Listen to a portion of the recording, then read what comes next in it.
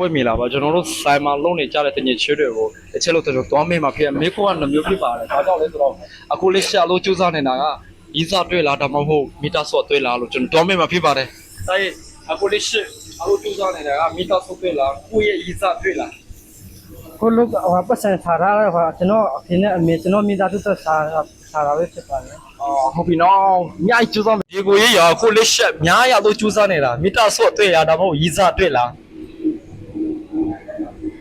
မိသားစုသက် အခုတော့ညာဤစားတွေ့ရောရှာဖို့ရောအစီအစဉ်ရှိလား ရှိပါတယ် အခုကလေးရှိကကိုကြီးကအိမ်ထောင်ရှိတယ်ဆိုတော့ပစ္စာကျိုးစားလာကိုကရေးတောက်ဖို့လားဒါမှမဟုတ်မီတာဆော့တွေ့လား မိသားစုဟိုပဲမိသားစုအတွက်ပေါ့ ဟုတ်ပြီတော့ဆိုကိုကရေးမတော့ရဘူးနော် တော်တော်ဘူးပေါ့ပဲတောင်းတယ် ရေးမတော့ဘူးတဲ့ကြီးကကိုလေးရှိကျိုးစားနေတာမီတာဆော့တွေ့ရဒါမှမဟုတ်ကိုရဲ့ဆွေမျိုးတွေ့ဒါမှမဟုတ်ကိုရဲ့ချစ်တော်တွေ့လား မိသားစုအတွက် မီတာဆော့တွေ့ဖို့အခုလေးရှိရောရေးစားရှိလားမရှိလား မိမရှိတယ် ဒီမှာရှိတယ်တဲ့ကိုကြီးရောကိုလေးရှိအလုံးမြိုက်ကျိုးစားနေတာမီတာဆော့တွေ့လားဒါမှမဟုတ်ရေးစားတွေ့လားတချစ်လို့ဖြေပေးပါ ကျွန်တော်ကမလေးရှားရတာမိသားစုနဲ့လာပြီးတော့လိုက်ရှာတာပါ ဟုတ်ပြီနောက်ပြီးမှရေးစားထောက်ဖို့ရစီစဉ်ရှိလား ဒီစားထားဖို့လည်းလည်းစေဖို့မှလည်းစစ်စစ်မရှိသေးပါဘူး 哦，大理嘛，对不？မိသားစုတော့ချေရအောင်ပါ 啊，好比 yes，